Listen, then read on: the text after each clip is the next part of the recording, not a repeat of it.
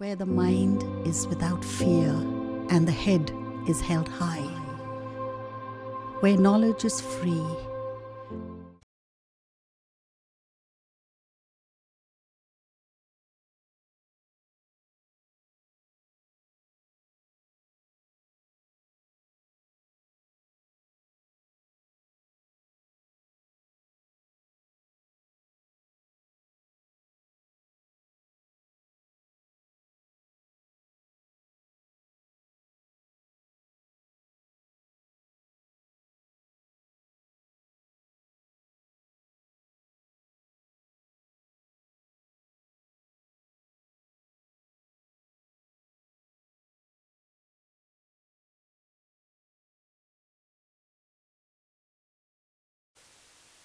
সবাইকে স্বাগতম। মালদা জেলা প্রশাসনের উদ্যোগে অনলাইন ক্লাস চলছে। আমি সমরেশ পাল, অক্রুরমণি করোনেশন ইনস্টিটিউশনের বিজ্ঞান বিভাগের শিক্ষক। দশম শ্রেণীর ক্লাস চলছে, পিরিয়ডিক টেবিল পড়ানো চলছে। আগের দিন স্নেহাংশু স্যার যেখানে শেষ করেছিলেন, আমি আজকে সেখান থেকে শুরু করছি। আমি অ্যাকচুয়ালি আজকে পিরিয়ডিক প্রপার্টি নিয়ে আলোচনা করব। ফার্স্ট পিরিয়ডিক প্রপার্টি যেটা আছে সেটা হচ্ছে অ্যাটমিক রেডিয়াস। অ্যাটমিক রেডিয়াস বা পারমাণবিক ব্যাসার্ধ। পর্যায় সারণীতে একটি নির্দিষ্ট পর্যায় বরাবর আমি যদি বাম দিক থেকে ডান দিকে যেতে থাকি, তাহলে দেখা যায় অ্যাটমিক রেডিয়াস বা পারমাণবিক ব্যাসার্ধের মান ধীরে ধীরে কমে, এবং একটা শ্রেণী বরাবর যদি উপর থেকে নিচের দিকে যাওয়া যায়, তাহলে দেখা যায় পারমাণবিক ব্যাসার্ধের মান ধীরে ধীরে বাড়ে। কি বললাম? আমি যদি একটা পর্যায় সারণীতে নির্দিষ্ট পর্যায় বরাবর বাম দিক থেকে ডান দিকে হাঁটতে থাকি, তাহলে দেখা যায় অ্যাটমিক রেডিয়াস বা পারমাণবিক ব্যাসার্ধের মান ধীরে ধীরে কমে, এবং যদি একটা শ্রেণী বরাবর উপর থেকে নিচের দিকে যাওয়া যায়, তাহলে পারমাণবিক ব্যাসার্ধের মান বাড়ে। কেন এই কথা বলছি? মনে করে একটা পরমাণু নিলাম, সোডিয়াম Na, 11তম মৌল, ইলেকট্রনিক কনফিগুরেশন কে কক্ষপথে 2টো ইলেকট্রন, এল কক্ষপথে 8টা ইলেকট্রন এবং এম কক্ষপথে 1টা ইলেকট্রন। ভালো করে যদি ইলেকট্রনিক কনফিগুরেশন লিখি, এটা নিউক্লিয়াস আছে, এটা কে কক্ষপথ, কে কক্ষপথে 2টো ইলেকট্রন আছে, 1টা ইলেকট্রন 2টো ইলেকট্রন। এল কক্ষপথে মোট 8টা ইলেকট্রন আছে, 1 2 3 4 5 6 7 8, এবং এম কক্ষপথে 1টা ইলেকট্রন আছে। নিউক্লিয়াস থেকে বাইরের কক্ষপথের ইলেকট্রনের মধ্যে যে দূরত্ব, তাকেই বলা হয় অ্যাটমিক রেডিয়াস। নিউক্লিয়াস থেকে বাইরের কক্ষপথের ইলেকট্রনের দূরত্বকে বলা হয় অ্যাটমিক রেডিয়াস। কিন্তু অ্যাটমিক রেডিয়াসের মানটা ক্যালকুলেট করা খুব ডিফিকাল্ট আছে। কেন? তোমরা বড় হয়ে বুঝবে, ইলেকট্রনের কিন্তু ওয়েভ নেচার আছে, এরকম ওয়েভ ফর্মে যায়। সুতরাং অ্যাটমিক রেডিয়াসের মানটা ক্যালকুলেশন করা কিন্তু ডিফিকাল্ট আছে। ওই জন্য নিষ্ক্রিয় মৌলের পরমাণু যারা হয়, তাদের কিন্তু অ্যাটমিক রেডিয়াসের মানটা এক্সাক্ট ক্যালকুলেট করা যায় না। আমি যে ট্রেনটা উল্লেখ করেছি, সেটা কিন্তু অ্যাকচুয়ালি ফ্লোরিন পর্যন্ত। পিরিয়ডিক টেবিলে নির্দিষ্ট পর্যায় বরাবর বাম দিক থেকে ডান দিকে গেলে অ্যাটমিক রেডিয়াসের মান কমবে বলছি। অ্যাকচুয়ালি বেরিলিয়াম, বোরন, কার্বন, যত আমি ডান দিকে যাচ্ছি অ্যাটমিক রেডিয়াসের মান কমছে, এবং ফ্লোরিনের ক্ষেত্রে সর্বনিম্ন হবে। নিয়নের ক্ষেত্রে কিন্তু অ্যাটমিক রেডিয়াসের মান বেশি হবে। নিষ্ক্রিয় মৌলগুলোর ক্ষেত্রে কিন্তু পারমাণবিক ব্যাসার্ধের মান কিন্তু বেশি হয়। পারমাণবিক ব্যাসার্ধ বেশি হয় মানেই পরমাণুর আকারও বেশি হবে, এটা মাথায় রাখবে। এখন পিরিয়ডিক টেবিলে সোডিয়ামের অবস্থান কোথায়? সোডিয়ামের বাইরের কক্ষপথ কততম কক্ষপথ? উত্তর হলো 3 নম্বর কক্ষপথ। বাইরের কক্ষপথ যেহেতু 3 নম্বর কক্ষপথ, সুতরাং সোডিয়াম তৃতীয় পর্যায়ের মৌল। বাইরের কক্ষপথ যততম কক্ষপথ হয়, পর্যায় সারণীতে পর্যায় সংখ্যা হয় তত, এবং বাইরের কক্ষপথের ইলেকট্রন সংখ্যাই হয় শ্রেণী সংখ্যা। সোডিয়ামের বাইরের কক্ষপথে 1টা ইলেকট্রন আছে, সুতরাং সোডিয়াম 1 নম্বর শ্রেণীতে আছে। বাইরের কক্ষপথে যতগুলো ইলেকট্রন থাকবে সেটাই হয় শ্রেণী সংখ্যা, অর্থাৎ সোডিয়াম 1 নম্বর শ্রেণীতে আছে। বাইরের কক্ষপথে 1টা ইলেকট্রন আছে, তো মৌলটা 1 নম্বর শ্রেণীতে আছে। বাইরের কক্ষপথে 2টো ইলেকট্রন আছে, 2 নম্বর শ্রেণীতে থাকবে। বাইরের কক্ষপথে 3টে ইলেকট্রন আছে, মৌল 3 নম্বর শ্রেণীতে থাকবে। বাইরের কক্ষপথে 7টা ইলেকট্রন আছে, ওই মৌলটা 7 নম্বর শ্রেণীতে থাকবে। কিন্তু বাইরের কক্ষপথে যদি 8টা ইলেকট্রন থাকে তাহলে কিন্তু অষ্টম শ্রেণীতে মৌল থাকবে না। বাইরের কক্ষপথে 8টা ইলেকট্রন থাকলে নিশ্চিত রূপে তুমি জানবে ওই মৌলটা নিষ্ক্রিয় মৌল। নিষ্ক্রিয় মৌলের বাইরের কক্ষপথে 8টা ইলেকট্রন থাকে এবং নিষ্ক্রিয় মৌলের জন্য একটা স্পেশাল শ্রেণী রিজার্ভ আছে যেটা শূন্য শ্রেণী, কারণ নিষ্ক্রিয় মৌলগুলোর যোজ্যতা শূন্য হয়। যদি কোনো মৌলের দেখো বাইরের কক্ষপথে 8টা ইলেকট্রন আছে, তাকে কিন্তু অষ্টম শ্রেণী বলে ফেলো না, সে কিন্তু শূন্য শ্রেণীতে অবস্থিত। আর সাব গ্রুপটা কিভাবে ডিসিশনে আসবে, A B, a sub group হবে না বি সাব গ্রুপ হবে? অ্যাকচুয়ালি দুই ধরনের মৌল আছে, প্রতিনিধি মৌল রিপ্রেজেন্টেটিভ এলিমেন্ট এবং ট্রানজিশনাল মেটাল এলিমেন্ট বা সন্ধিগত মৌল। নিষ্ক্রিয় মৌল বাদে দুই ধরনের মৌল আছে বলছি, রিপ্রেজেন্টেটিভ এলিমেন্ট প্রতিনিধি মৌল এবং ট্রানজিশনাল মেটাল এলিমেন্ট সন্ধিগত মৌল। বোর্ডে নিষ্ক্রিয় মৌলগুলো বাদে বাদ বাকি যে মৌলগুলো লেখা আছে না, সবগুলো প্রতিনিধি মৌল। আর প্রতিনিধি মৌলের ক্ষেত্রে নিয়মটা হচ্ছে 1 নাম্বার এবং 2 নাম্বার শ্রেণী যদি বেরোয় তাহলে উপশ্রেণীটা লিখবে এ। অর্থাৎ কোন মৌলের পরমাণুর ইলেকট্রন বিন্যাসে আউটার সেলে যদি একটা কিংবা দুটো ইলেকট্রন থাকে তাহলে তুমি উপশ্রেণীটা লিখছো এ, এবং 3টে থেকে যদি 7টা ইলেকট্রন থাকে আউটার সেলে তাহলে তুমি উপশ্রেণীটা লিখছো বি। প্রতিনিধি মৌলের ক্ষেত্রে নিয়ম বলছি, মেন্ডেলিপের পিরিয়ডিক টেবিলের কথা বলছি। অর্থাৎ সোডিয়ামের বাইরের কক্ষপথে একটা ইলেকট্রন, সুতরাং সোডিয়ামের উপশ্রেণীটা হবে এ।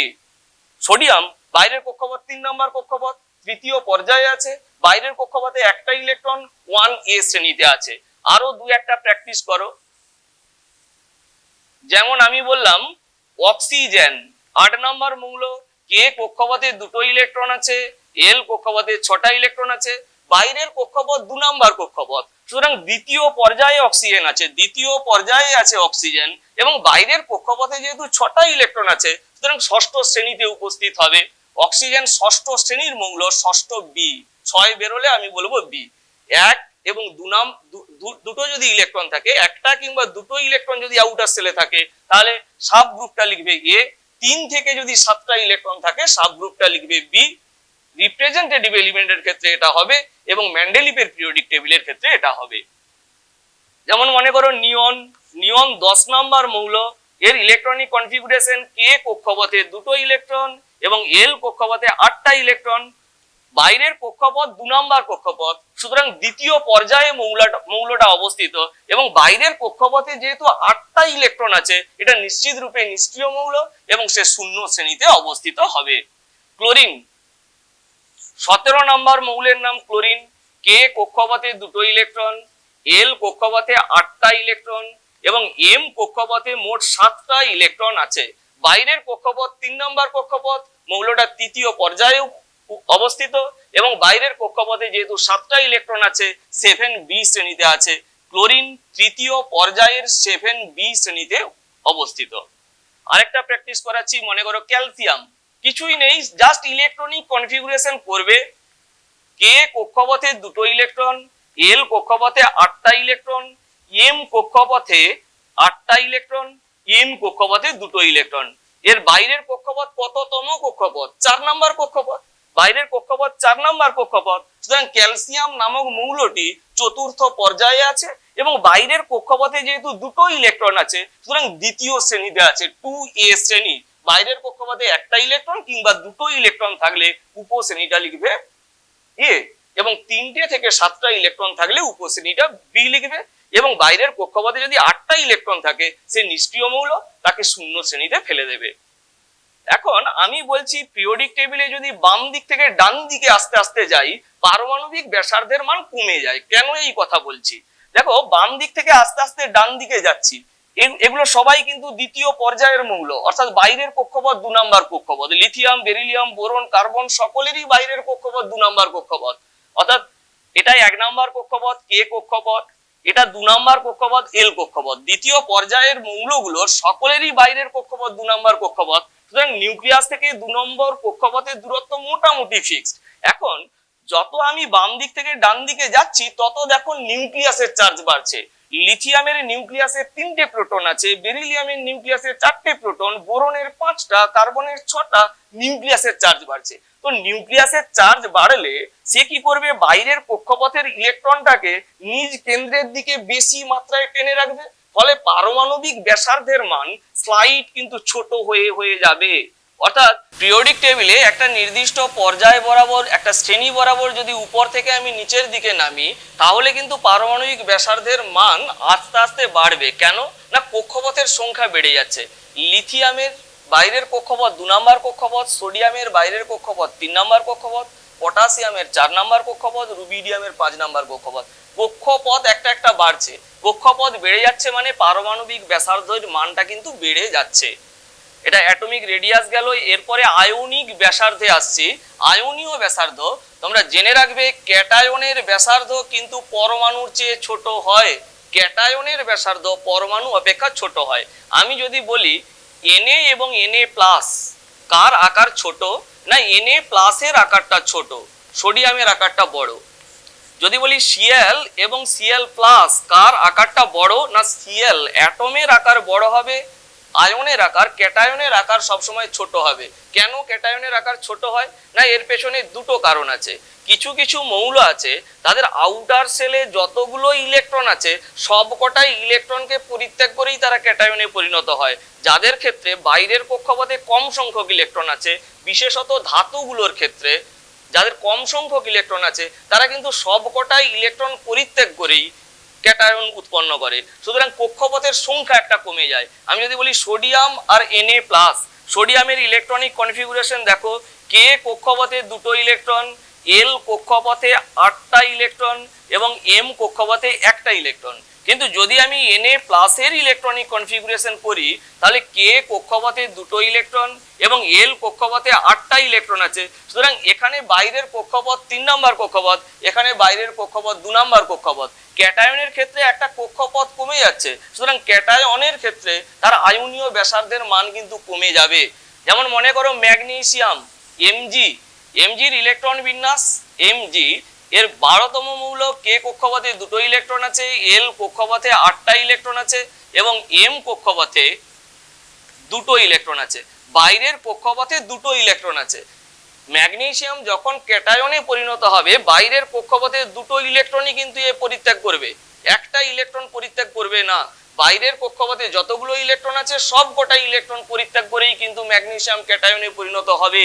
কেন না যদি ক্লোরিন এসে ম্যাগনেসিয়ামকে বলে তুমি আমাকে একটা ইলেকট্রন দিয়ে দাও, আমাকে যদি তুমি একটা ইলেকট্রন দিয়ে দাও তাহলে আমার অক্টেট ফিল আপ হয়ে যাচ্ছে, আমার নিষ্ক্রিয় গ্যাসের ন্যায় ইলেকট্রন বিন্যাস লাভ হয়ে যাচ্ছে।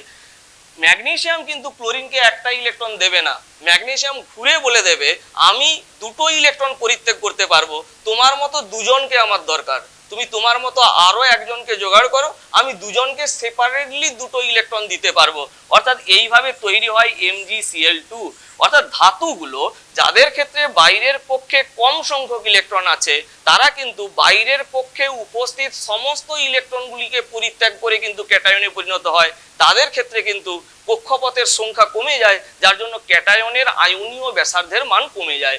কিন্তু কিছু কিছু পদার্থ আছে যারা বাইরের কক্ষপথে সবকটাই ইলেকট্রন পরিত্যাগ করে না ক্যাটায়নে পরিণত হওয়ার সময়, যারা অধাতু হয়। যেমন Cl, দেখো Cl আর Cl+, Cl এর ইলেকট্রনিক কনফিগুরেশন K কক্ষপথে 2টো ইলেকট্রন, L কক্ষপথে 8টা ইলেকট্রন, M কক্ষপথে 7টা ইলেকট্রন। Cl+ এর যদি ইলেকট্রনিক কনফিগুরেশন দেখি, তাহলে K কক্ষপথে 2টো ইলেকট্রন, L কক্ষপথে 8টা ইলেকট্রন এবং M কক্ষপথে 6টা ইলেকট্রন। দেখো এখানেও বাইরের কক্ষপথ 3 নম্বর কক্ষপথ, এখানেও বাইরের কক্ষপথ 3 নম্বর কক্ষপথ।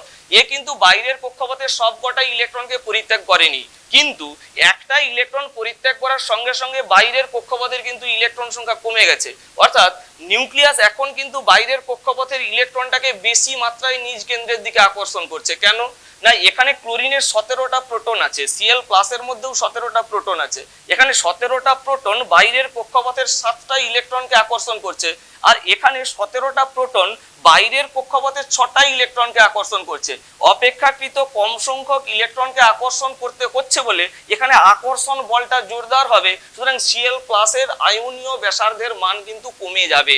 কি বলছি বোঝা যাচ্ছে? আর অ্যানায়নের ক্ষেত্রে তুমি জানবে একটা অ্যানায়ন আছে Cl এবং Cl-, পরমাণু অপেক্ষায় অ্যানায়নের ব্যাসার্ধ কিন্তু বড় হয়। কেন না বাইরের কক্ষপথে যখনই ইলেকট্রন এক্সট্রা চলে আসবে, বাইরের কক্ষপথে ইলেকট্রন ইলেকট্রন রিপালশন বলের মান বেশি হয়ে যাবে, ফলে বাইরের কক্ষপথটা একটু স্ফীত হয়ে যাবে। সবসময় মনে রাখবে ক্যাটায়ন অপেক্ষা এনায়নের আকার বড় হয়, পরমাণু অপেক্ষা ক্যাটায়নের আকার ছোট হয়, পরমাণু অপেক্ষা এনায়নের আকার বড় হয়। আমি যদি বলি ক্রম বর্ধমান আয়নীয় ব্যাসার্ধ অনুযায়ী সাজাও, Cl, Cl plus, Cl minus, কার আকার সবচেয়ে বড়? না Cl মাইনাসের আকার সবচেয়ে বড়, তারপরে আসবে ক্লোরিন, তারপরে আসবে Cl প্লাস। পরমাণু অপেক্ষা ক্যাটায়নের আকার ছোট হবে, পরমাণু অপেক্ষা এনায়নের আকার বড় হবে। আমি কতগুলো ক্যাটায়ন লিখছি, ক্রম বর্ধমান ব্যাসার্ধ অনুযায়ী সাজাতে হবে। Na প্লাস লিখলাম, Mg ডবল প্লাস লিখলাম, Al ট্রিপল প্লাস এবং K প্লাস লিখলাম। ক্রম বর্ধমান আয়নীয় ব্যাসার্ধ অনুযায়ী সাজাতে হবে। আগে ইলেকট্রন সিস্টেমটা খুঁজতে হবে। K প্লাস হচ্ছে 18 ইলেকট্রন সিস্টেম, 19টা ইলেকট্রন ছিল পটাশিয়ামের মধ্যে, একটা ইলেকট্রন বের করা হয়েছে। সোডিয়াম 10 ইলেকট্রন সিস্টেম, 11টা ইলেকট্রন ছিল, একটা ইলেকট্রন অপসারিত হয়েছে। এ 10 ইলেকট্রন সিস্টেম, 12টা ইলেকট্রনের মধ্যে দুটো ইলেকট্রন বেরিয়ে গেছে। এ 10 ইলেকট্রন সিস্টেম, 13টা ইলেকট্রনের মধ্যে 3টে ইলেকট্রন অপসারিত হয়েছে। দেখো Na plus, Mg double plus, Al triple plus same electron সিস্টেমে আছে, কিন্তু K প্লাস 18 ইলেকট্রন সিস্টেমে আছে। যার ইলেকট্রন সংখ্যা বেশি আছে, যার ইলেকট্রন সিস্টেমটা বেশি আছে, তার আকারটা নিশ্চিত রূপে বড়। সুতরাং K প্লাসের আকারটা বড় হবে। এবং অন্যান্য যে 3টে ক্যাটায়ন আছে তাদের ইলেকট্রন সিস্টেম সেম, ক্যাটায়নের আকার তো ছোট হয়। যে ক্যাটায়নের আধান মাত্রা বেশি হবে সেই ক্যাটায়নের আকারটা বেশি মাত্রায় ছোট হবে। দেখো অ্যালুমিনিয়ামের মাথায় 3 ইউনিট পজিটিভ চার্জ আছে, সুতরাং অ্যালুমিনিয়ামের আধান মাত্রা বেশি আছে, সুতরাং এই ক্যাটায়নটা বেশি মাত্রায় ছোট হবে। Na plus, Mg double plus, Al triple প্লাসের মধ্যে Al ট্রিপল প্লাসের আকার সবচেয়ে ছোট এবং Na প্লাসের আকার সবচেয়ে বড়। সেম ইলেকট্রনিক সিস্টেমের ক্ষেত্রে যে ক্যাটায়নের আধান মাত্রা বেশি থাকবে সেই ক্যাটায়নটা বেশি মাত্রায় ছোট হবে। অর্থাৎ এরপরে আসবে Na প্লাস, তারপরে আসবে Mg ডবল প্লাস, তারপরে আসবে Al ট্রিপল প্লাস, এরপরে আসবে Al ট্রিপল প্লাস। আরেকটা প্র্যাকটিস করাচ্ছি। মনে করো আমি দিলাম K প্লাস দিলাম, Ca ডবল প্লাস দিলাম, লিথিয়াম প্লাস দিলাম এবং এর সঙ্গে দিয়ে দিলাম Na প্লাস। আগে ইলেকট্রন সিস্টেমটা দেখো, Na প্লাস হচ্ছে 10 ইলেকট্রন সিস্টেম, লিথিয়াম প্লাস হচ্ছে 2 electron system, Ca double plus 18 electron system এবং K প্লাস 18 ইলেকট্রন সিস্টেম।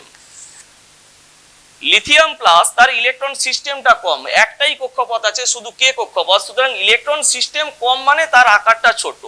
লিথিয়ামের আকারটা ছোট হলো লিথিয়াম প্লাস, এই ক্যাটায়নের আকার ছোট। এরপরে 10 ইলেকট্রন সিস্টেমে আছে সোডিয়াম, তারপরে আসবে Na প্লাস, তারপরে K প্লাস এবং Ca double plus same electronic সিস্টেমে আছে। যদি সেম ইলেকট্রনিক সিস্টেমে থাকে, যে ক্যাটায়নের আধান মাত্রা বেশি আছে সে বেশি পরিমাণে ছোট, সুতরাং তারপরে আসবে Ca ডবল প্লাস এবং K প্লাসের আকার এখানে সবচেয়ে বড় হবে। অনুরূপে অ্যানায়নগুলোর ক্ষেত্রেও একই নিয়ম। অ্যানায়ন কয়েকটা এক্সাম্পল দিচ্ছি। মনে করো O ডবল মাইনাস আছে, F মাইনাস আছে, N ট্রিপল মাইনাস আছে, 3টে অ্যানায়ন, এর সঙ্গে দিয়ে দিলাম Cl মাইনাস।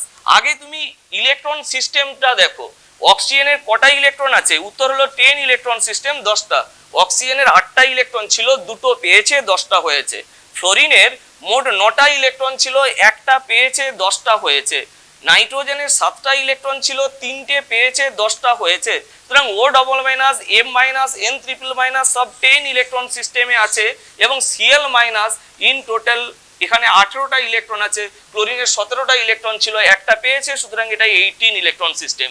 এখন 18 ইলেকট্রন সিস্টেম Cl মাইনাস, সুতরাং তার ইলেকট্রন সিস্টেম বেশি আছে, সুতরাং তার বাইরের কক্ষপথ সংখ্যা বেশি। এর বাইরের কক্ষপথ হচ্ছে 3 নম্বর কক্ষপথ, সুতরাং Cl মাইনাসের আকারটা বড় হবে। Cl মাইনাসের আকারটা এখানে বড় হবে, Cl মাইনাস সবচেয়ে বড়।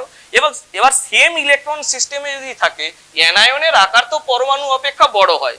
এখন যে অ্যানায়নের আধান মাত্রাটা বেশি থাকবে সেই আয়নটা বেশি মাত্রায় বড় হবে, স্বাভাবিক ব্যাপার। পরমাণু অপেক্ষা অ্যানায়নের আকার বড় হয়। যে অ্যানায়নের চার্জের মাত্রাটা বেশি থাকবে সেই অ্যানায়নটা বেশি মাত্রায় বড় হবে। সুতরাং নাইট্রোজেনের এখানে আধান মাত্রা বেশি আছে, সুতরাং নাইট্রোজেন। এরপরে আসবে N triple minus, N triple minus, তারপরে আসবে O ডবল মাইনাস, তারপরে আসবে F মাইনাস। অ্যানায়নের আকার পরমাণু অপেক্ষা বেশি হয়, সেম ইলেকট্রন সিস্টেমে থাকলে যে অ্যানায়নের আধান মাত্রা বেশি সেই অ্যানায়নের কিন্তু আকারটা বড় হবে। এবার ক্যাটায়ন এবং অ্যানায়নের মধ্যে যদি কম্পেয়ার করে এইভাবে যদি একসঙ্গে কম্বাইন করে দিয়ে দেয়, তিনটে ক্যাটায়ন দিয়ে দিয়েছে, তিনটে অ্যানায়ন দিয়ে দিয়েছে, ক্রম বর্ধমান আয়নীয় ব্যাসার্ধ অনুযায়ী সাজাও। তুমি জেনে রাখবে অ্যানায়নের আকার সব সময় ক্যাটায়ন অপেক্ষা বেশি হয়। অ্যানায়নের আকার আমি যদি বলি এইচ মাইনাস এবং কে প্লাস, কে আকারে বড় বলো, তুমি নিশ্চিত রূপে জানবে দেখো এইচ মাইনাস মাত্র 2 ইলেকট্রন সিস্টেমে আছে আর কে প্লাস সেখানে 18 ইলেকট্রন সিস্টেমে আছে। সব সময় জেনে রাখবে এইচ মাইনাসের আকারটা কিন্তু বড়। অ্যানায়নের আকারটা যে কোনো ক্যাটায়ন অপেক্ষা বেশি হয়। যে কোনো অ্যানায়নের আকার যে কোনো ক্যাটায়নের আকার অপেক্ষা বৃহৎ হবে। কারণ আরেকটা জিনিস বলি, E/M রেশিও, ইলেকট্রন সংখ্যা এবং প্রোটন সংখ্যার যে রেশিও, এই ratio is proportional two ionic radius. Electron সংখ্যা এবং প্রোটন সংখ্যার যে অনুপাত সেটা আয়নীয় ব্যাসার্ধের সঙ্গে সমানুপাতিক। অ্যাটমের ক্ষেত্রে ইলেকট্রন সংখ্যা যা থাকে নিউক্লিয়াসে প্রোটন সংখ্যা তাই থাকে। সুতরাং পরমাণুর ক্ষেত্রে, প্রসম পরমাণুর ক্ষেত্রে E/Z এর মান সবসময় 1 হয়, কিন্তু অ্যানায়নের ক্ষেত্রে ইলেকট্রনের সংখ্যা বেশি থাকে। নিউক্লিয়াসে যতগুলো প্রোটন থাকে তার তুলনায় ইলেকট্রনের সংখ্যা বেশি থাকে। সুতরাং অ্যানায়নের ক্ষেত্রে E/Z হয় গ্রেটার দেন 1 এবং ক্যাটায়নের ক্ষেত্রে E/Z হবে লেস দেন 1। সুতরাং অ্যানায়নের ক্ষেত্রে যেহেতু E/Z এই অনুপাতটা সবসময় বেশি হয়। E/Z বলতে কি বুঝি? ইলেকট্রনের সংখ্যা এবং প্রোটন সংখ্যার অনুপাত অ্যানায়নের ক্ষেত্রে সবসময় 1 অপেক্ষা বেশি হবে, যার জন্য অ্যানায়নের ব্যাসার্ধ, আয়নীয় ব্যাসার্ধের মান কিন্তু বেশি হবে। আর ক্যাটায়নের ক্ষেত্রে E/Z এর মান সবসময় 1 এর চেয়ে ছোট, সুতরাং ক্যাটায়নের ক্ষেত্রে তার আয়নীয় ব্যাসার্ধ সবসময় কম হবে। আর পরমাণুর ক্ষেত্রে E/Z তো 1। এরপরে দ্বিতীয় নাম্বার যে প্রপার্টিতে আসবো সেটা হচ্ছে ইলেকট্রোনেগেটিভিটি। 2 নাম্বার প্রপার্টি হচ্ছে ইলেকট্রোনেগেটিভিটি বা তড়িৎ ঋণাত্মকতা। ইলেকট্রোনেগেটিভিটি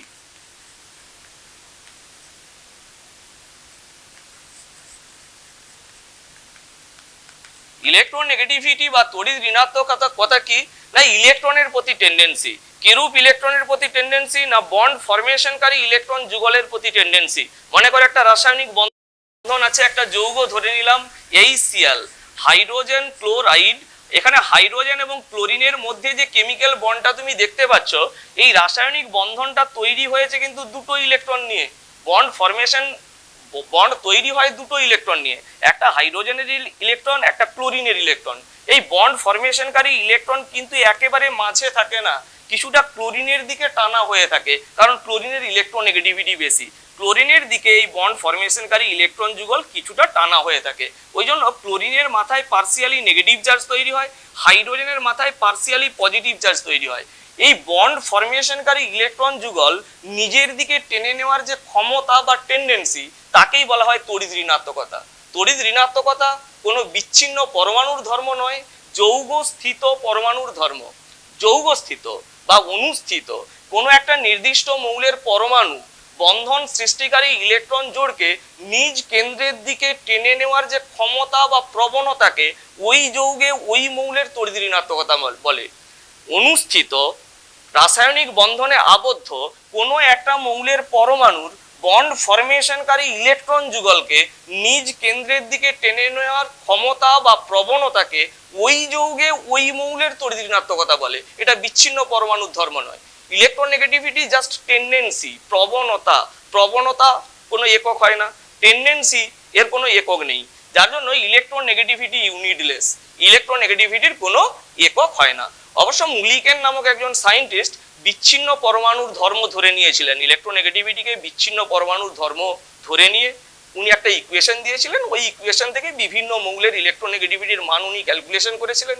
কিন্তু তুমি মনে রাখবে তার ডেফিনেশন অনুযায়ী ইলেকট্রোনেগেটিভিটি কিন্তু কোনো বিচ্ছিন্ন পরমাণুর ধর্ম নয়, যৌগস্থিত পরমাণুর ধর্ম। আমি যদি বলি HCl এ ক্লোরিনের তড়িৎ ঋণাত্মকতা যা হবে, কার্বন টেট্রাক্লোরাইড নামক যৌগটিতে ক্লোরিনের ইলেকট্রোনেগেটিভিটি কি একই আছে? উত্তর হলো না। কার্বন টেট্রাক্লোরাইড যৌগে ক্লোরিনের ইলেকট্রোনেগেটিভিটি আবার আলাদা হয়ে গেছে। ক্লোরোফর্ম CHCl3 যৌগে ক্লোরিনের ইলেকট্রোনেগেটিভিটি আবার আলাদা হয়ে যাবে। ভিন্ন ভিন্ন যৌগে একই মৌলের ইলেকট্রোনেগেটিভিটির মান কিন্তু আলাদা আলাদা হয়। ইলেকট্রোনেগেটিভিটি কোন কোন বিষয়ের উপর নির্ভরশীল? 1 নাম্বার বললাম অ্যাটমিক সাইজের উপর নির্ভরশীল। ইলেকট্রোনেগেটিভিটি আমি বলছি পরমাণুর আকারের উপর নির্ভরশীল, অ্যাটমিক সাইজ। যদি পরমাণুর আকারের মান বেড়ে যায় তাহলে ইলেকট্রোনেগেটিভিটির মান কিন্তু কমে যাবে। ইলেকট্রোনেগেটিভিটি পরমাণুর আকারের ব্যস্তানুপাতিক। কেন এই কথা বলছি? মনে করো ছোট্ট অ্যাটম আছে, ছোট্ট অ্যাটমের ইলেকট্রোনেগেটিভিটি বেশি হবে না একটা বড় অ্যাটম আছে, বড় অ্যাটমের ইলেকট্রোনেগেটিভিটি বেশি হবে? উত্তর হলো ছোট্ট অ্যাটমের ইলেকট্রোনেগেটিভিটি বেশি হবে, কারণ ছোট্ট অ্যাটমের ক্ষেত্রে নিউক্লিয়াসটা কাছে আছে। নিউক্লিয়াসটা কাছে আছে বলে ইলেকট্রনটাকে বহিস্থ ইলেকট্রন, সে বন্ড ফরমেশনকারী ইলেকট্রন হতে পারে, অন্য কোনো মুক্ত ইলেকট্রন হতে পারে। নিউক্লিয়াসটা কাছে আছে বলে বহিস্থ বন্ড ফরমেশনকারী কোনো ইলেকট্রন যুগলকে তার প্রতি প্রবণতা কিন্তু বেশি হবে। নিউক্লিয়াস কাছে থাকলে ইলেকট্রোনেগেটিভিটি বেশি হবে। ওই জন্য ছোট্ট অ্যাটমের ইলেকট্রোনেগেটিভিটি বেশি। ইলেকট্রোনেগেটিভিটি ইজ প্রপোর্শনাল টু বলছি 1/, অ্যাটমিক সাইজ। সাইজ যদি ছোট হয় তাহলে ইলেকট্রনের প্রতি প্রবণতা বেশি হবে। আকার যদি বড় হয়ে যায় তাহলে ইলেকট্রনটা, বহিস্থ ইলেকট্রনটা নিউক্লিয়াস থেকে অনেক দূরে আছে, সুতরাং বহিস্থ ইলেকট্রন অর্থাৎ বন্ড ফরমেশনকারী ইলেকট্রন যুগলের প্রতি ওর কিন্তু প্রবণতা কমে যাবে। দ্বিতীয় নাম্বার বলছি ইলেকট্রোনেগেটিভিটি নির্ভর করে নিউক্লিয়াসের চার্জের উপর, চার্জ অফ দ্য নিউক্লিয়াস। নিউক্লিয়াসের চার্জের উপর, চার্জই লিখছি, অ্যাকচুয়ালি ভাষাটা হচ্ছে এফেক্টিভ নিউক্লিয়ার চার্জ। নিউক্লিয়াসের চার্জ যদি বেড়ে যায় তাহলে ইলেকট্রোনেগেটিভিটির মানও কিন্তু বেড়ে যাবে। চার্জের সঙ্গে ইলেকট্রোনেগেটিভিটি সমানুপাতিক। চার্জ, নিউক্লিয়াসের চার্জ এর সঙ্গে, ইলেকট্রোনেগেটিভিটি চার্জের সঙ্গে সমানুপাতিক। Electronegativity En is proportional to নিউক্লিয়াসের চার্জ। অ্যাকচুয়াল ভাষাটা হচ্ছে এফেক্টিভ নিউক্লিয়ার চার্জ, কিন্তু এফেক্টিভ নিউক্লিয়ার চার্জ এখন বুঝবে না, এখন নিউক্লিয়াসের চার্জই তুমি মনে রাখবে। তবে একটা কথা বলি, প্রথম এফেক্টটা বেশি গুরুত্বপূর্ণ, পরমাণুর আকার বেশি গুরুত্বপূর্ণ। পরমাণুর আকার যদি প্রায় সমান হয়ে যায় তাহলে দ্বিতীয় এফেক্টটা দেখতে হয়। এখন ইলেকট্রোনেগেটিভিটি যদি আমি একটা নির্দিষ্ট পর্যায় বরাবর বাম দিক থেকে ডান দিকে হাঁটতে থাকি তাহলে ইলেকট্রোনেগেটিভিটির মান কিভাবে চেঞ্জ হবে? দেখো, বাম দিক থেকে ডান দিকে হাঁটছি, lithium, beryllium, boron, carbon, nitrogen আকার ধীরে ধীরে ছোট হচ্ছে। আর আকার যদি ছোট হয় তাহলে ইলেকট্রোনেগেটিভিটির মান বেড়ে যাবে। আকারের সঙ্গে ব্যস্তানুপাতিক সম্পর্ক আছে। দেখো, বাম দিক থেকে ডান দিকে গেলে আকার কমছে, ওর জন্য ইলেকট্রোনেগেটিভিটির মান কি হয়ে যাবে? বেড়ে যাবে। আর বাম দিক থেকে ডান দিকে গেলে নিউক্লিয়াসের চার্জও ধীরে ধীরে বাড়ছে। দেখো, লিথিয়ামের নিউক্লিয়াসে 3টে প্রোটন আছে, বেরিলিয়ামের নিউক্লিয়াসে 4টে, বোরনের নিউক্লিয়াসে 5টা, কার্বনের নিউক্লিয়াসে 6টা প্রোটন আছে। সুতরাং বাম দিক থেকে ডান দিকে গেলে নিউক্লিয়াসের চার্জও কিন্তু বাড়ছে। নিউক্লিয়াসের চার্জ বাড়লে আবার ফের ইলেকট্রোনেগেটিভিটি বেড়ে যায়। ওই জন্য বলছি একটা নির্দিষ্ট পর্যায় বরাবর আমি যদি বাম দিক থেকে ডান দিকে হাঁটতে থাকি তাহলে তড়িৎ ঋণাত্মকতা বা ইলেকট্রোনেগেটিভিটি নামক ধর্মটা আস্তে আস্তে বাড়ে। ইলেকট্রোনেগেটিভিটি বাড়তে থাকবে। আর উপর থেকে যদি নিচের দিকে যাই তাহলে তড়িৎ ঋণাত্মকতা বা ইলেকট্রোনেগেটিভিটির মান কমে। কেন? উপর থেকে নিচের দিকে গেলে পরমাণুর আকার অনেকটাই বেড়ে যাচ্ছে। দেখো, লিথিয়ামের বাইরের কক্ষপথ 2 নম্বর কক্ষপথ, সোডিয়ামের বাইরের কক্ষপথ 3 নম্বর কক্ষপথ, কক্ষপথ সংখ্যা বেড়ে যাচ্ছে, সুতরাং আকারটা অনেকটাই বেড়ে যাচ্ছে। আকার যদি বেড়ে যায় ইলেকট্রোনেগেটিভিটির মান কমে যাবে, অনেকটাই কমে যাবে, কারণ আকারটা অনেকটাই বাড়ছে। কি বলছি বুঝতে পারছো? এখানে আমার প্রশ্ন আছে, উত্তর আছে। প্রশ্ন কি? পর্যায় সারণীতে একটি নির্দিষ্ট পর্যায় বরাবর বাম দিক থেকে ডান দিকে হাঁটতে থাকলে এবং একটি শ্রেণী বরাবর উপর থেকে নিচের দিকে নামতে থাকলে ইলেকট্রোনেগেটিভিটির মান কিভাবে পরিবর্তিত হয়? এবং আমার উত্তর হলো, পর্যায় সারণীতে একটি নির্দিষ্ট পর্যায় বরাবর বাম দিক থেকে ডান দিকে যদি হাঁটা যায় তাহলে তড়িৎ ঋণাত্মকতার মান ধীরে ধীরে বাড়তে থাকবে, কারণ 1 নাম্বার পরমাণুর আকার ধীরে ধীরে ছোট হয় এবং 2 নাম্বার নিউক্লিয়াসের চার্জ ধীরে ধীরে বাড়তে থাকে। আর পর্যায় সারণীতে একটা শ্রেণী বরাবর যদি উপর থেকে নিচের দিকে যাওয়া যায় তাহলে ইলেকট্রোনেগেটিভিটির মান ধীরে ধীরে কমবে। কেন না? উপর থেকে নিচের দিকে নামলে কক্ষপথ সংখ্যা বৃদ্ধি পাওয়ার জন্য, বাইরের কক্ষপথ সংখ্যা বৃদ্ধি পাওয়ার জন্য পরমাণুর আকার কিন্তু অনেকটাই বেড়ে যায়। ইলেকট্রোনেগেটিভিটি তুমি জানবে, নিষ্ক্রিয় মৌলগুলোর ইলেকট্রোনেগেটিভিটি 0, এদের ইলেকট্রনের প্রতি কোনো প্রবণতা নেই। যদি এদের ইলেকট্রনের প্রতি প্রবণতা থাকতো তাহলে তো এরা যৌগ গঠন করতে সমর্থ হতো। ইলেকট্রনের প্রতি কোনোরূপ প্রবণতা নেই, সুতরাং আমি নিষ্ক্রিয় মৌল বাদে আমি লিখেছি বাম দিক থেকে ডান দিকে গেলে বাড়ে, অর্থাৎ এই দিকে আস্তে আস্তে হাঁটছি, ইলেকট্রোনেগেটিভিটি বাড়ছে, ফ্লোরিনের টপ হবে। আর নিয়নের ক্ষেত্রে ইলেকট্রোনেগেটিভিটির মান 0, ওদের ইলেকট্রনের প্রতি প্রবণতা থাকে না।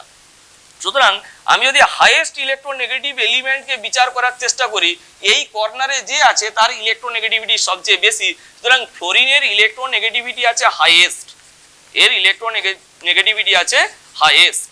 এবং লোয়েস্ট কার না এই কর্নারে যে আছে, এই দিকে গেলে বাড়ে, নিচের দিকে গেলে কমে, সুতরাং এই কর্নারে যে আছে তার তড়িৎ ঋণাত্মকতার মান সবচেয়ে বেশি আছে, আর এই কর্নারে যে আছে তার ইলেকট্রোনেগেটিভিটির মান সবচেয়ে কম, কিন্তু সিজিয়াম লোয়েস্ট ইলেকট্রোনেগেটিভ এলিমেন্ট হচ্ছে caesium. Lowest electronegative element caesium, মানে হাইয়েস্ট ইলেকট্রোপজিটিভ এলিমেন্ট হচ্ছে সিজিয়াম। এইরকম ভাবে প্রশ্ন পড়ে পিরিয়ডিক টেবিলে ইলেকট্রোনেগেটিভিটি একেবারে নিয়মানুগ। পিরিয়ডিক টেবিলে বাম দিক থেকে ডান দিকে গেলে ইলেকট্রোনেগেটিভিটি বাড়বেই, উপর থেকে নিচের দিকে গেলে কমবেই। যেমন আমি বলছি ফ্লোরিন, ক্লোরিন, ব্রোমিন, আয়োডিন ক্রম বর্ধমান ইলেকট্রোনেগেটিভিটি অনুযায়ী সাজাও, তাহলে ফ্লোরিনের টপ, তারপরে ক্লোরিন, তারপরে ব্রোমিন, তারপরে আয়োডিন।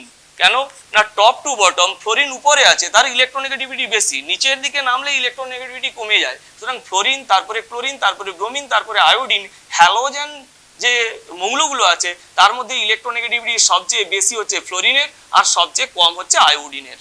আমি যদি বলি ক্ষার ধাতু, লিথিয়াম, সোডিয়াম, পটাশিয়াম, রুবিডিয়াম, সিজিয়ামের সবচেয়ে কম এখানে। ওর নিচে একটা ক্ষার ধাতু আছে ফ্রান্সিয়াম, কিন্তু সে তেজস্ক্রিয় বলে তার ব্যবহারটা বেশি নেই বলে আমরা সিজিয়াম পর্যন্ত লিখি, সুতরাং সিজিয়াম পর্যন্ত ব্যবহার আছে। তো ফ্রান্সিয়াম রেডিও অ্যাক্টিভ এলিমেন্ট বলছি। তো নিচের দিকে নামলে ইলেকট্রোনেগেটিভিটির মান কি করবে, কমে যাবে। অর্থাৎ ক্ষার ধাতুগুলো যদি আমি সাজাই, সিজিয়ামের ইলেকট্রোনেগেটিভিটি সবচেয়ে কম আছে, তারপরে রুবিডিয়াম আছে, তারপরে পটাশিয়াম আছে, তারপরে সোডিয়াম, এইভাবে চলতে থাকবে। বাম দিক থেকে ডান দিকে যাচ্ছি, ফ্লোরিন, অক্সিজেন, নাইট্রোজেন, কার্বন, কার ইলেকট্রোনেগেটিভিটি বেশি, ফ্লোরিনের বেশি, তারপরে অক্সিজেন, তারপরে নাইট্রোজেন, তারপরে কার্বন। নিশ্চয়ই সাজিয়ে নিতে পারবে, বাম দিক থেকে ডান দিকে গেলে ইলেকট্রোনেগেটিভিটি বাড়ছে। আমি টপ 5টা এলিমেন্টের ইলেকট্রোনেগেটিভিটি লিখে দিচ্ছি। ফ্লোরিনের ইলেকট্রোনেগেটিভিটি সবচেয়ে বেশি জানবে অ্যামং দ্য এলিমেন্ট, এবং সেকেন্ড হাইয়েস্ট ইলেকট্রোনেগেটিভ এলিমেন্টের নাম হচ্ছে অক্সিজেন, থার্ড হাইয়েস্ট ইলেকট্রোনেগেটিভ এলিমেন্টের নাম হচ্ছে nitrogen, fourth highest electronegative element হচ্ছে ক্লোরিন, আর ফিফথে আসবে সালফার। এটা মোটামুটি ইলেকট্রোনেগেটিভিটির ক্রম। এটা এই ক্রমটা লিখেছি ইলেকট্রোনেগেটিভিটিকে বিচ্ছিন্ন পরমাণুর ধর্ম হিসেবে কল্পনা করে, কিন্তু উলট পালট তো হতেই পারে। তোমরা জানো ইলেকট্রোনেগেটিভিটি বিচ্ছিন্ন পরমাণুর ধর্ম নয়, যৌগ স্থিত পরমাণুর ধর্ম।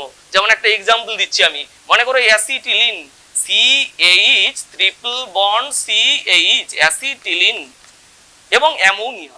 তোমাকে বলতে হবে অ্যাসিটিলিনে কার্বনের ইলেকট্রোনেগেটিভিটি বেশি না অ্যামোনিয়াতে নাইট্রোজেনের ইলেকট্রোনেগেটিভিটি বেশি। তুমি বলতে পারবে না নিশ্চিত রূপে, আমি তথ্য দেওয়ার জন্য এই কোশ্চিনটা করেছি।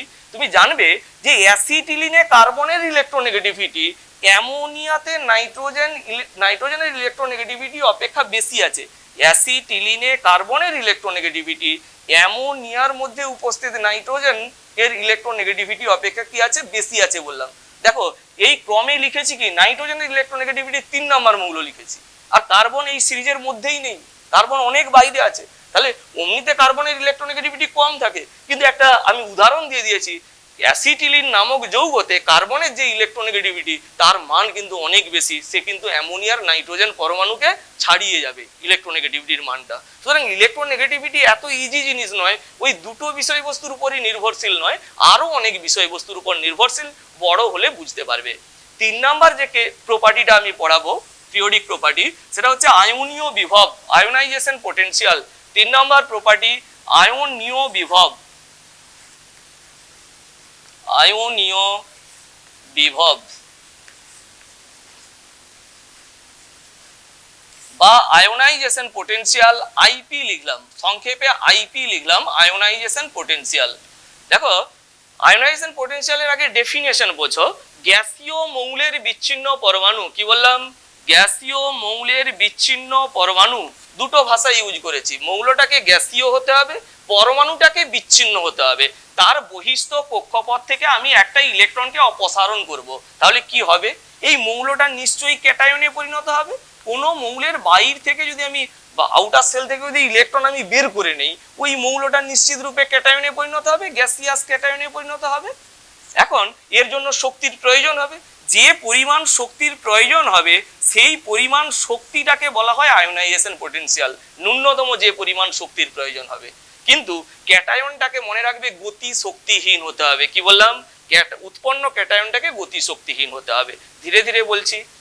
গ্যাসীয় মৌলের বিচ্ছিন্ন পরমাণু তার সর্ববহিস্থ কক্ষপথে সবচেয়ে আলগাভাবে আবদ্ধ ইলেকট্রনটিকে পরমাণুর কক্ষপথ চ্যুত করে গতি শক্তিহীন এক একক পজিটিভ তড়িৎগ্রস্ত আয়নে পরিণত করতে ন্যূনতম যে পরিমাণ শক্তির প্রয়োজন হয় তাকে ওই মৌলের আয়নীয় বিভব বলে, আয়োনাইজেশন পটেনশিয়াল। এটা প্রথম ইলেকট্রনটা বের করছি, আসলে এটা ফার্স্ট আয়োনাইজেশন পটেনশিয়াল।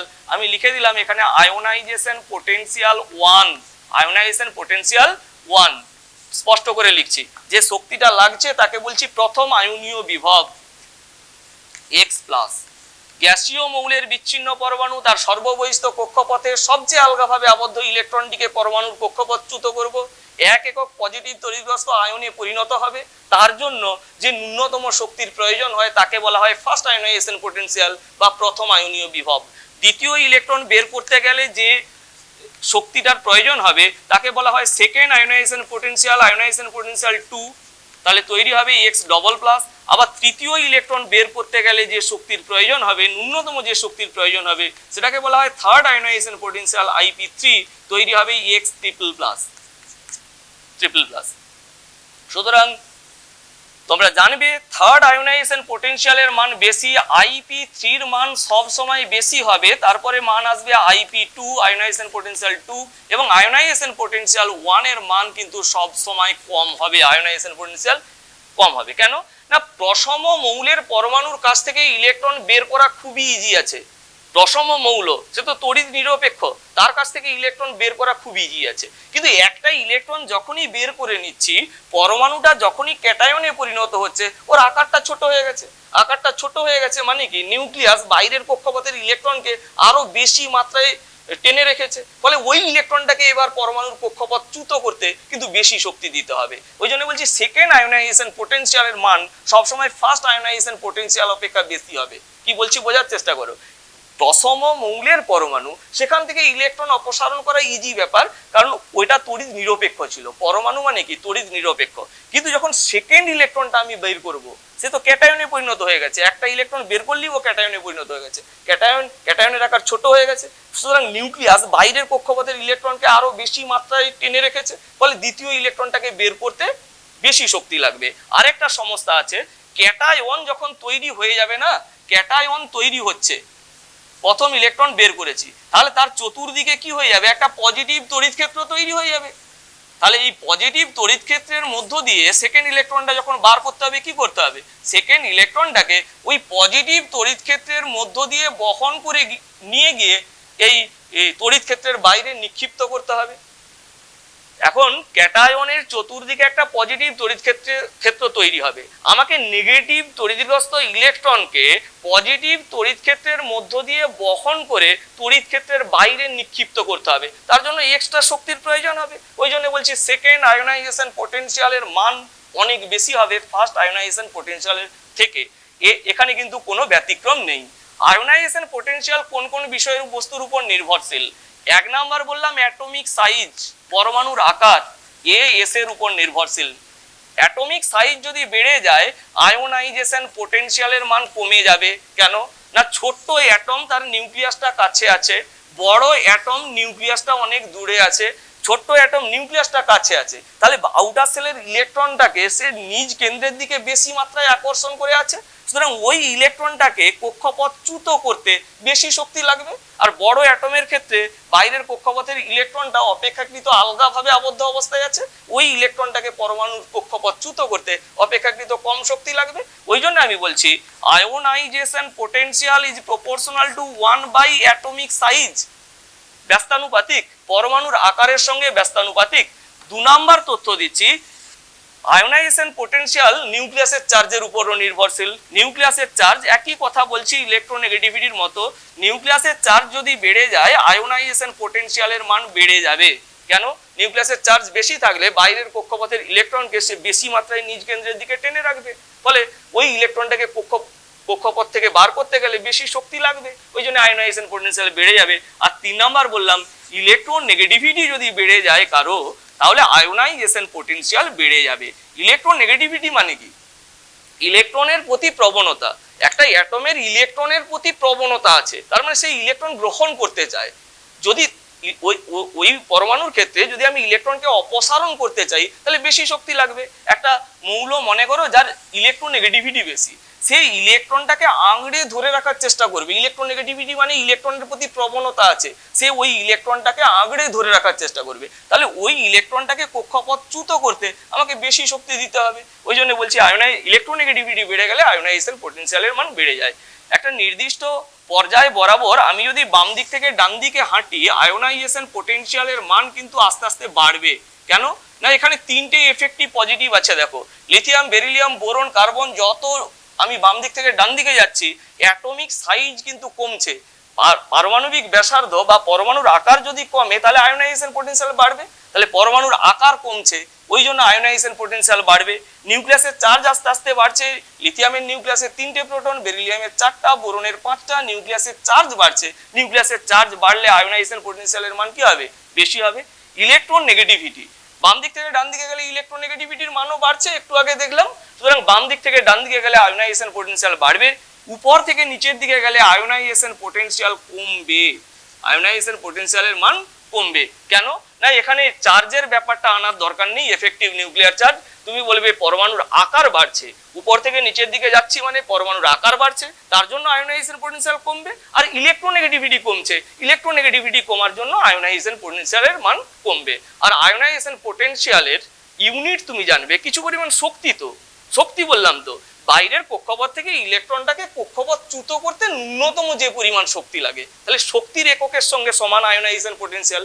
সিজিএস পদ্ধতিতে শক্তির একক আর্গ, সুতরাং আয়োনাইজেশন পোটেনশিয়ালের একক হবে আর্গ। এবং এসআই পদ্ধতিতে শক্তির একক জুল, আয়োনাইজেশন পোটেনশিয়ালের একক হবে কি? জুল হবে।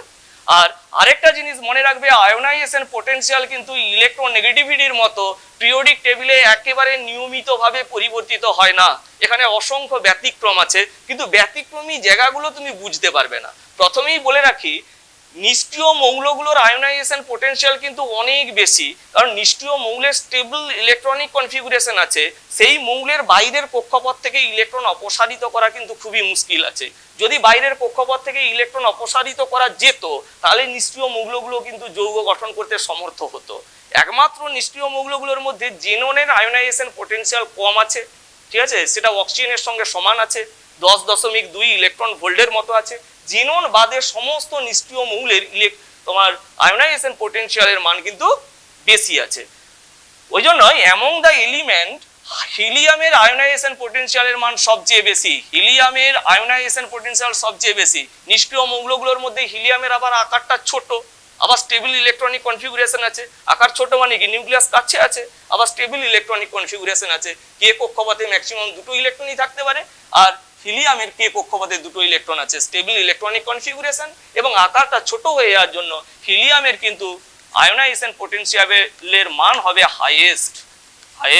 আর লোয়েস্ট কার হবে না? সিজিয়াম। এই কর্নারে যে আছে সিজিয়ামের লোয়েস্ট হবে, লোয়েস্ট।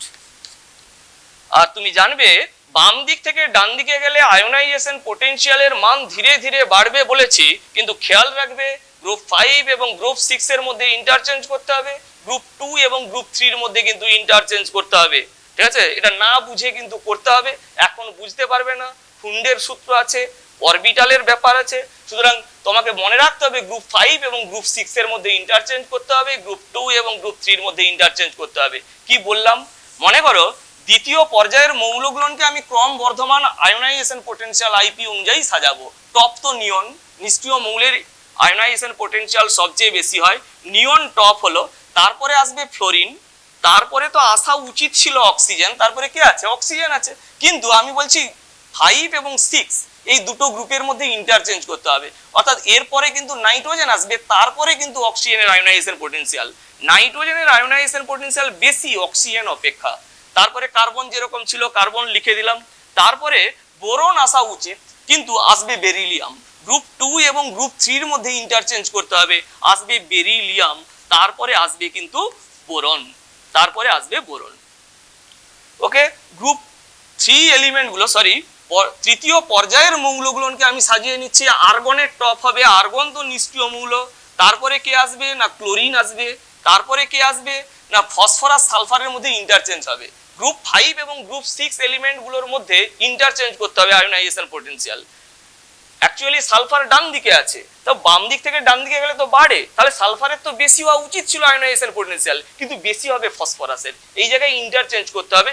কেন হবে এখন বুঝতে পারবে না বলছি, কুন্ডের সূত্র আমাদের সিলেবাস বহির্ভূত, অরবিটাল বুঝতে হবে। সুতরাং ফসফরাসের বেশি হবে, তারপরে সালফারের, তারপরে সিলিকন যেরকম আছে সিলিকন লিখবো, তারপরে অ্যালুমিনিয়াম এবং ম্যাগনেসিয়ামের মধ্যে ফের ইন্টারচেঞ্জ গ্রুপ 2 গ্রুপ 3 এর মধ্যে, তাহলে ম্যাগনেসিয়াম আগে আসবে, ম্যাগনেসিয়ামের আয়োনাইজেশন পোটেনশিয়াল বেশি, তারপরে অ্যালুমিনিয়াম আসবে এবং সর্বশেষ আসবে সোডিয়াম। ডাউনে গ্রুপ আয়োনাইজেশন পোটেনশিয়াল কমবে বলছি, কোথাও ব্যতিক্রম নেই। দু একটা জায়গায় ব্যতিক্রম আছে অবশ্য, বলে দিচ্ছি কোথায় ব্যতিক্রম থাকবে। দেখো বোরনের নিচে অ্যালুমিনিয়াম, অ্যালুমিনিয়ামের নিচে যে মৌলটা আছে সেটার নাম হচ্ছে গ্যালিয়াম, Ga, গ্যালিয়াম। অ্যালুমিনিয়ামের নিচে যে মৌলটা আছে গ্যালিয়াম, এর আয়োনাইজেশন পোটেনশিয়াল কম হওয়া উচিত ছিল, কিন্তু তুমি জানবে অ্যালুমিনিয়ামের চেয়ে গ্যালিয়ামের কিন্তু আয়োনাইজেশন পোটেনশিয়ালের মান বেশি। কেন না, এখানে আকারেরও পার্থক্য আছে। উপর থেকে নিচের দিকে গেলে তো আকার বেড়ে যায়, কক্ষপথের সংখ্যা বেড়ে যায়, ওই জন্য আকার বেড়ে যায়। কিন্তু তুমি জেনে রাখবে এই যে জায়গাটা, অ্যালুমিনিয়ামের চেয়ে গ্যালিয়ামের আকারটা বড় হওয়া উচিত ছিল, কিন্তু অ্যাকচুয়ালি অ্যালুমিনিয়াম অপেক্ষা গ্যালিয়ামের আকার কিন্তু ছোট। আকারের দিক দিয়ে যদি বিচার করি, গ্যালিয়ামের আকার ছোট, অ্যালুমিনিয়ামের আকারটা বড়। কার অপেক্ষা না গ্যালিয়াম অপেক্ষা। বলছি আবরণী ক্ষমতা দিয়ে ব্যাখ্যা করা যায়, শুধু তথ্যটা জেনে রাখো, ঠিক আছে? ব্যাখ্যা তো এখন জানতে পারবে না, কারণ আবরণী ক্ষমতা আমাদের সিলেবাসে নেই। তো অ্যালুমিনিয়ামের আকারটা বড় হয়ে যাওয়ার জন্য এর কিন্তু আয়োনাইজেশন পোটেনশিয়াল কম হবে, গ্যালিয়ামের আয়োনাইজেশন পোটেনশিয়াল বেশি আছে। আর অন্য জায়গাগুলো নেই, ব্যতিক্রম নেই, উপর থেকে নিচের দিকে গেলে আয়োনাইজেশন পোটেনশিয়াল কমতে থাকবে। গোটা সিরিজটা এঁকে দিচ্ছি। বেরিলিয়াম, ম্যাগনেসিয়াম, ক্যালসিয়াম, এর নিচে আছে ট্রনসিয়াম, তার নিচে আছে বেরিয়াম, তার নিচে আছে রেডিয়াম, বাদ দিলাম তেজস্ক্রিয় মৌল। বোরন, অ্যালুমিনিয়াম, গ্যালিয়াম, তারপরে আছে ইন্ডিয়াম এবং thallium, thallium, carbon, silicon, germanium, tin, SN এবং পিবি। নিক্টোজেন শ্রেণী নাইট্রোজেন, ফসফরাস, আর্সেনিক, অ্যান্টিমনি, বিসমাথকে লিখছি না, ওটা তেজস্ক্রিয়। চ্যালকোজেন সিরিজ অক্সিজেন, সালফার, এরপরে আছে সেলিনিয়াম, তারপরে টেলুরিয়াম, পোলোনিয়ামকে নিচে লিখছি না, কারণ কি ওটা রেডিও অ্যাক্টিভ এলিমেন্ট। আর halogen, fluorine, chlorine, bromine, iodine. পঞ্চম হ্যালোজেনের নাম অ্যাস্টাটাইন, অনেক সময় জিজ্ঞেস করে, এটি লিখে দিলাম। এরপরে যে পিরিয়ডিক প্রপার্টিটা আসবে 4 নাম্বার পিরিয়ডিক প্রপার্টি, সেটা হচ্ছে ধাতব ধর্ম। ধাতব ধর্ম,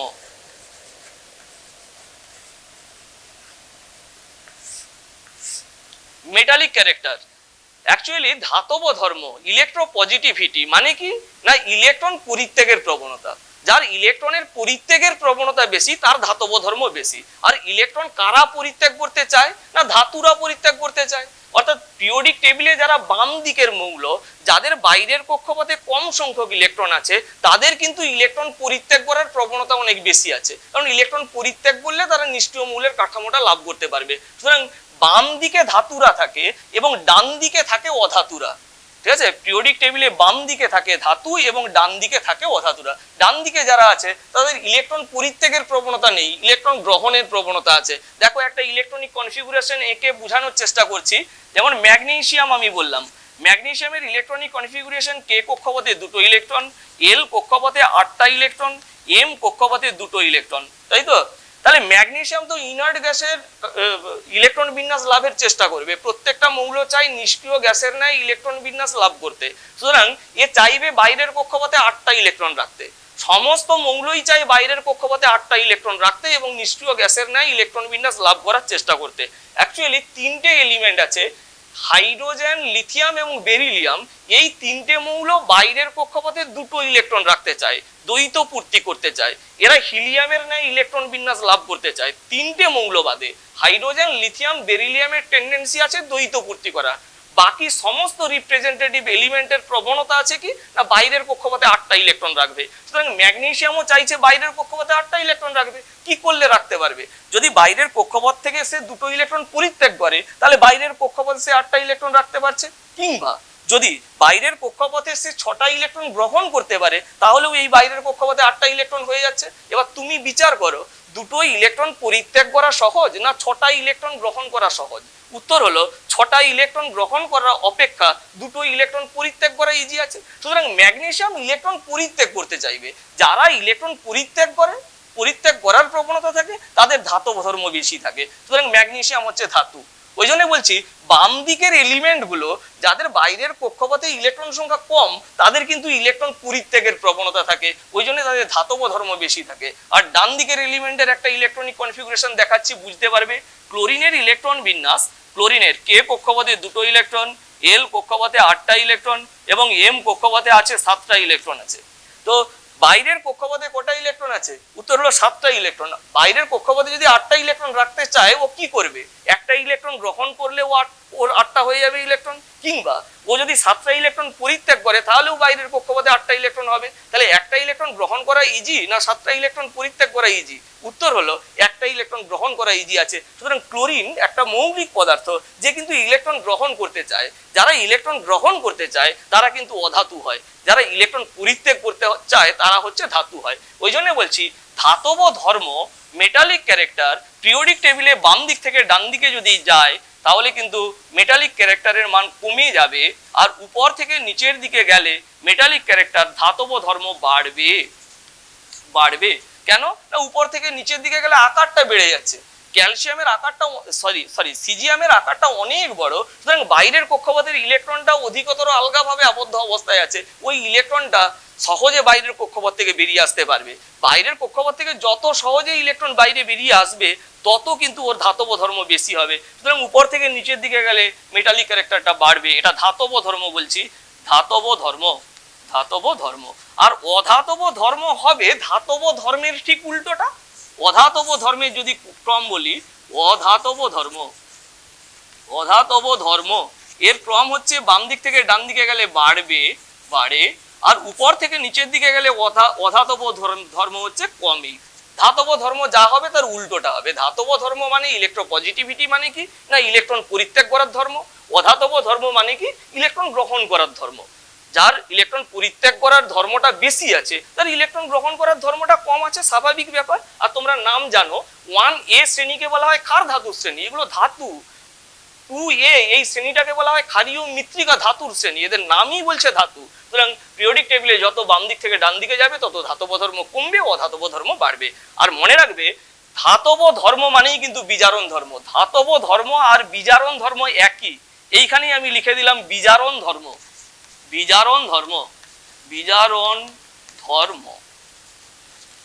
ধাতব ধর্ম এবং বিজারণ ধর্ম একই। কেন বলছি না ইলেকট্রন পরিত্যাগ করা, যে যত ভালোভাবে ইলেকট্রন পরিত্যাগ করতে পারবে সে ভালো ধাতু আছে। মনে করে একটা ধাতু বললাম এম, সে ভালো ধাতু, ভালোভাবে বাইরের কক্ষপথ থেকে ইলেকট্রন পরিত্যাগ করতে পারে। ভালোভাবে ইলেকট্রন পরিত্যাগ করতে পারে মানে ভালোভাবে সে ক্যাটায়নে পরিণত হতে পারে। এখন ইলেকট্রন পরিত্যাগ করতে পারে ভালোভাবে, ভালো ইলেকট্রন পরিত্যাগ করার নাম কি? জারণ। সুতরাং যে ইলেকট্রন ভালোভাবে পরিত্যাগ করবে আমি বলবো সেই মৌলটা ভালোভাবে জারিত হচ্ছে। ভালো জারিত হচ্ছে মানে অপরকে ভালোভাবে সে বিজারিত করতে পারবে। অপরকে বিজারিত করার ধর্মটাই তো হচ্ছে বিজারণ ধর্ম। বিজারণ ধর্ম কি? অপরকে বিজারিত করার ধর্ম। যে অপরকে ভালোভাবে বিজারিত করতে পারবে তার বিজারণ ধর্ম বেশি। অপরকে ভালোভাবে বিজারিত করতে পারবে মানে ও নিজে ভালোভাবে জারিত হতে পারবে। নিজে ভালোভাবে জারিত হতে পারবে মানে নিজে ভালোভাবে ইলেকট্রন পরিত্যাগ করতে পারবে। সুতরাং বিজারণ ধর্ম যে ভালোভাবে ইলেকট্রন পরিত্যাগ করতে পারে। ধাতব ধর্ম কি? যে ইজিলি ইলেকট্রন পরিত্যাগ করতে পারে। সুতরাং ধাতব ধর্ম বিজারণ ধর্ম প্রায় সেম। অ্যাকচুয়ালি বিজারণ ধর্ম তোমরা প্রায় সেম বলছি। এখন এটাই মনে রাখবে ধাতব ধর্মের ক্রম যা হয় বিজারণ ধর্মের ক্রম তা হয়, এবং অধাতব ধর্মের ক্রম জারণ ধর্মের ক্রমের সঙ্গে সমান হয়। জারণ ধর্ম কিন্তু ইলেকট্রোকেমিক্যাল সিরিজটাও একটু মাথায় রাখবে। অ্যাকচুয়ালি জারণ ধর্ম বিজারণ ধর্ম এইগুলো অ্যাকচুয়ালি আসবে ইলেকট্রোমোটিভ ফোর্সের যদি আইডিয়া থাকে, তাহলে প্রকৃত বিচারটা করতে পারবে। ইলেকট্রোমোটিভ ফোর্স এখনো আমাদের সিলেবাসে আসেনি, সুতরাং জারণ বিজারণ প্রপার্টি এখন তুমি মনে রাখবে। ধাতব ধর্ম বেড়ে গেলে বিজারণ ধর্ম বাড়বে, এবং অধাতব ধর্ম বাড়লে জারণ ধর্ম বাড়বে। অধাতব ধর্ম, জারণ ধর্ম, ইলেকট্রোনেগেটিভিটি সবগুলো একই রকম, ঠিক আছে? ইলেকট্রোনেগেটিভিটি বেশি হলে অধাতব ধর্ম বেশি হবে, জারণ ধর্ম বেশি হবে। আরেকটা জিনিস বলি, ধাতব অক্সাইড গুলো কিন্তু ক্ষারীয় প্রকৃতির হয়। ধাতব অক্সাইড মানে ক্ষারীয়, অধাতব অক্সাইড গুলো আম্লিক হয়। এক্সাম্পল দিচ্ছি, ধাতব অক্সাইড বলছি ক্ষারীয়, ধাতব অক্সাইড, ধাতব অক্সাইড কতগুলো ধাতুর উদাহরণ দিচ্ছি, সোডিয়াম, পটাশিয়াম, রুবিডিয়াম। সোডিয়ামের অক্সাইড Na2O ক্ষারীয়, রুবিডিয়ামের অক্সাইড Rb2O ক্ষারীয়, CS2O ক্ষারীয়।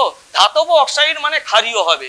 ধাতব ধর্ম যত বেশি হবে, ধাতব অক্সাইডের ক্ষারীয় চরিত্র তত বেশি হবে। ধাতব ধর্ম সিজিয়ামের বেশি, উপর থেকে নিচের দিকে গেলে ধাতব ধর্ম বেড়ে যায়, সুতরাং সিজিয়াম অক্সাইডের ক্ষারীয় চরিত্র বেশি। ধাতব অক্সাইড গুলো ক্ষারীয় হয়, এবং ধাতব অক্সাইডের ক্ষারীয় ধর্মটা নির্ভর করবে ধাতব ধর্মের উপর। যে ধাতুর যে পদার্থের ধাতব ধর্মটা বেশি, তার অক্সাইডের ক্ষারীয় চরিত্র বেশি। যেমন আমি বললাম Na2O, MgO, Al2O3, Na2O, MgO, Al2O3, Al2O3,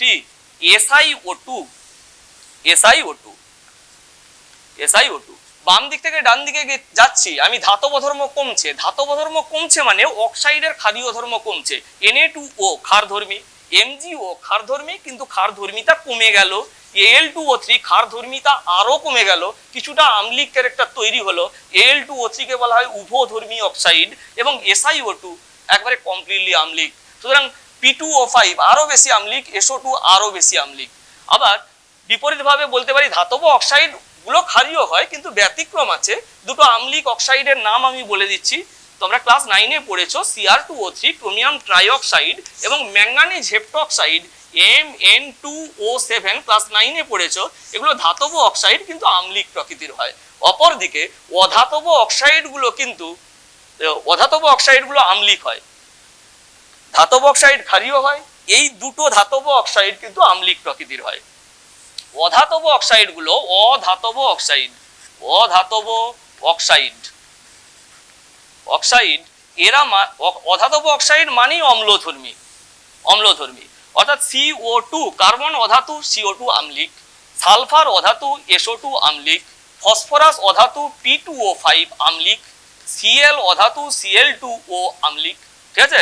তো এই যে এই তিনটে অক্সাইডের বিচার করো, কার আম্লিকতা বেশি? অধাতব ধর্ম দেখবো। অধাতব ধর্ম যে মৌলটার অধাতব ধর্ম বেশি, তার অক্সাইডের আম্লিকতা বেশি। দেখো ফসফরাস, সালফার, ক্লোরিন, বাম দিক থেকে ডান দিকে গেলে অধাতব ধর্ম বাড়ে, তো ক্লোরিনের অধাতব ধর্ম বেশি, সুতরাং ওর অক্সাইডের আম্লিক ক্যারেক্টার বেশি হবে।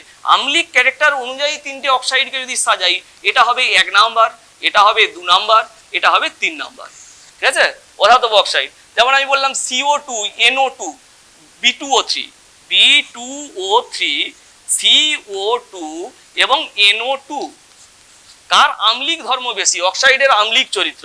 NO2 এই অক্সাইডের আম্লিক ক্যারেক্টারটা বেশি হবে। কেন না? নাইট্রোজেনের ইলেকট্রন অধাতব ধর্ম বেশি। অধাতব ধর্ম জাজমেন্ট করবে ইলেকট্রোনেগেটিভিটি থেকে। একই জিনিস আছে, বাম দিক থেকে ডান দিকে গেলে ইলেকট্রোনেগেটিভিটি বেড়ে যায়, সুতরাং নাইট্রোজেনের ইলেকট্রোনেগেটিভিটি বেশি, নাইট্রোজেনের অধাতব ধর্ম বেশি। নাইট্রোজেনের অধাতব ধর্ম বেশি বলে নাইট্রোজেনের অক্সাইডটা বেশি মাত্রায় আম্লিক হবে। NO2-র আম্লিক চরিত্র বেশি, তারপরে CO2, তারপরে B2O3। আর দুটো একটা ব্যতিক্রম জেনে রাখবে, কিছু কিছু অধাতব অক্সাইড কিন্তু প্রশম প্রকৃতির হবে। একেবারে তুমি কমন এক্সাম্পল জানবে, জল। ক্লাস 9-এ পরীক্ষায় প্রশ্ন পড়তো, একটা প্রশম অক্সাইডের উদাহরণ দাও। জল কিন্তু প্রশম অক্সাইড। কার্বন মনোক্সাইড, কার্বনের অক্সাইড, এটা কিন্তু আম্লিক নয়। নাইট্রিক অক্সাইড NO এবং নাইট্রাস অক্সাইড, যেটাকে লাফিং গ্যাস বলে, নাইট্রাস অক্সাইড, এটাও কিন্তু একটা অধাতব অক্সাইড। কি বলছি, সরি, এটা অধাতব অক্সাইড কিন্তু প্রশম প্রকৃতির। 4টে আমি অক্সাইড বোর্ডে লিখে রেখেছি, এরা অধাতব অক্সাইড, কিন্তু এদের নেচারটা হয় প্রশম, তড়িৎ প্রশম। কি বলছি বোঝা যাচ্ছে? আরেকটা জিনিস বলি, কর্ণ সম্পর্ক। দেখো, লিথিয়াম এবং ম্যাগনেসিয়াম এদের মধ্যে কর্ণ সম্পর্ক আছে। লিথিয়াম এবং ম্যাগনেসিয়ামের কেমিক্যাল প্রপার্টিতে কিন্তু কিছু কিছু মিল আছে। এই যে কোণে আমি অ্যারো চিহ্ন দিচ্ছি, এই কোণ বরাবর যে মৌলগুলো আছে তাদের মধ্যে কিন্তু কর্ণ সম্পর্ক আছে। অর্থাৎ একটা নির্দিষ্ট পর্যায়ের নির্দিষ্ট মৌলের সঙ্গে তার পরের পর্যায়ের পরের মৌল, এই কোণের কথা বলছি, এই কোণের কথা বলছি না। কিন্তু বেরিলিয়ামের সঙ্গে সোডিয়ামের রাসায়নিক ধর্মে মিল নেই, বা বোরনের সঙ্গে ম্যাগনেসিয়ামের রাসায়নিক ধর্মে মিল নেই, ওই কোণের কথা বলছি। লিথিয়ামের সঙ্গে ম্যাগনেসিয়ামের কিন্তু রাসায়নিক ধর্মে মিল আছে। একটা নির্দিষ্ট পর্যায়ের নির্দিষ্ট মৌলের সঙ্গে তার ঠিক পরের পর্যায়ের পরের মৌলের রাসায়নিক ধর্মে মিল আছে, আর এই মৌলগুলো পরস্পর কোণাকুনি অবস্থান করে বলে এদেরকে বলা হয় কর্ণ সম্পর্ক। যদিও কর্ণ সম্পর্কটা প্রমিনেন্টলি দেখা যায় লাইটার এলিমেন্টের ক্ষেত্রে, হেভিয়ার এলিমেন্টের ক্ষেত্রে দেখা যায় না। ওই জন্য কর্ণ সম্পর্কের উদাহরণ দাও, এই প্রশ্নটা যদি পড়ে যায়, লিথিয়াম ম্যাগনেসিয়াম, বেরিলিয়াম অ্যালুমিনিয়াম এই দুটো এক্সাম্পলের মধ্যেই সীমাবদ্ধ থাকবে। যদিও আমি বলতে পারি ক্যালসিয়ামের সঙ্গে ইন্ডিয়ামেরও কর্ণ সম্পর্ক আছে, গ্যালিয়ামের সঙ্গে টিনের কর্ণ সম্পর্ক আছে, কিন্তু অত প্রমিনেন্টলি দেখা যায় না। লিথিয়াম ম্যাগনেসিয়ামের কর্ণ সম্পর্ক আছে, এদের রাসায়নিক ধর্মে মিল আছে। বেরিলিয়াম এবং অ্যালুমিনিয়ামের রাসায়নিক ধর্মে মিল আছে। তাহলে পিরিয়ডিক টেবিল এইখান পর্যন্তই হলো। তোমাদের যদি কোনো প্রশ্ন থাকে তাহলে তোমরা বাংলা শিক্ষা পোর্টালে প্রশ্ন করতে পারো, ওখানে টিচার অ্যাভেলেবেল আছে। মোবাইলের মাধ্যমে তোমাদের প্রশ্নের জবাব দেওয়া হবে এবং তোমাদেরকে বুঝিয়ে দেওয়া হবে। তোমাদের যাতে কোনো সমস্যা না হয় মালদা প্রশাসন উদ্যোগ নিয়েছে, আমরাও তোমাদের সঙ্গে আছি। তোমাদের শুধু একটি অনুরোধ, বাড়ি থেকে বেরোবে না, সুস্থ থাকো, ভালো থাকো, বাড়িতেই থেকো, এবং কোনো যদি প্রবলেম হয় বাংলা শিক্ষা পোর্টালে প্রশ্ন করবে এবং আমরা উত্তর দিতে প্রস্তুত আছি, তোমাদেরকে সুন্দর করে বুঝিয়ে দেবো।